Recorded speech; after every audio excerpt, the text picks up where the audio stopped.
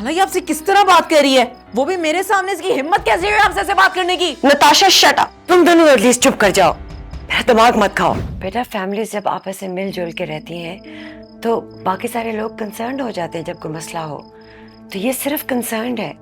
आपसे अम्मार ने ऐसा कहा है? हाँ उसने कहा है, उसने कहा है कि तुम उसकी जिंदगी को बहुत ज्यादा कंट्रोल करने की कोशिश कर रही हो। मैंने तो उससे पहले भी कहा था कि तुम दोनों आपस में नहीं चल सकते, लेकिन उसने मेरी एक ना सुनी। अब देखो ना पछता रहा है।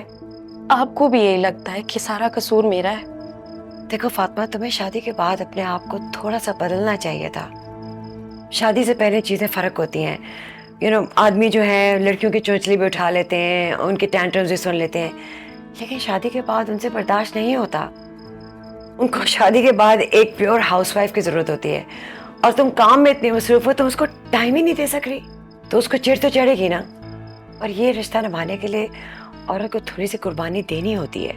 आपको क्या लगता है कि मैं कुर्बानी देना नहीं जानती?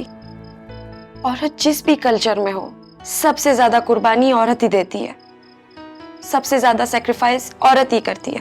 लेकिन तुमने अपने आप को बदला नहीं है। अगर तुमने अमार के साथ ये रिश्ता चलाना है तो तुम्हें अपने आप को थोड़ा बदलना होगा। और मैं कितना बदलूं अपने आप को? खाला ये आपसे किस तरह बात कर रही है, वो भी मेरे सामने। इसकी हिम्मत कैसे हुई आपसे ऐसे बात करने की? नताशा शट अप, तुम दोनों एटलीस्ट चुप कर जाओ, मेरा दिमाग मत खाओ।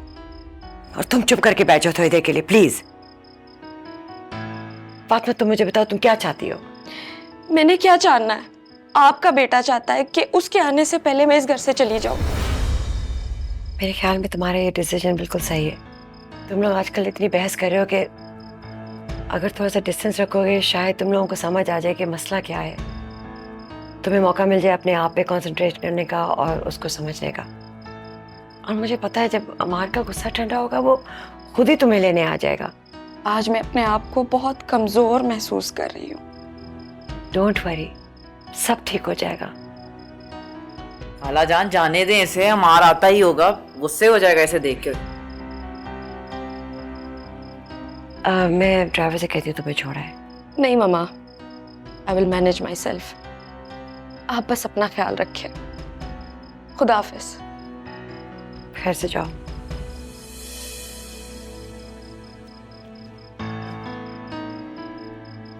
खाला ये किस तरह से आपसे बात कर रही थी? मतलब इसको बिल्कुल भी तमीज नहीं है। उसके बाद फिर इसने मोटे मोटे मगरमच्छ के आंसू भी ऐसे निकाल लिए और आपको शीशी में उतार दिया।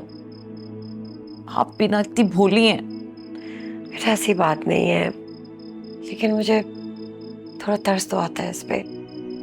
मैं किसी को रुखसत होते देखती हूँ तो मेरा बड़ा दिल बैठने लगता है। मैं अब किसी को खोना नहीं चाहती। खाला आप ये बात क्यों भूल रही हैं कि ये हमारी अपनी नहीं है, ये पराई लड़की है। ये बहुत बड़ी एक्ट्रेस है, ऊपर से कोई ये समझ नहीं आ रही है, बहुत बड़ी फसादन है। मुझे नहीं लगता, मुझे तो उसकी आंखों में सच्चाई नजर आई है। तुम्हें नहीं लगता? आखिर वो भी किसी की बेटी है और मैं भी एक बेटी की माँ हूं, तो कभी भी नहीं चाहूंगी किसी की बेटी को कोई तकलीफ पहुंचे। और अमार ने इसे तकलीफ दी है। मैंने इसीलिए इसे कहा था कि तुम दोनों का आपस में जोड़ नहीं है, ये नहीं चल सकेगा, लेकिन उसने नहीं सुना मुझे। इसका अंजाम यही होना था।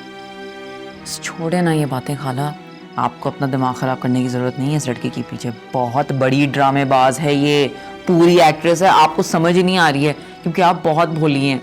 लोग बहुत चालाक हैं खाला, समझ जाएं अब भी। Come here.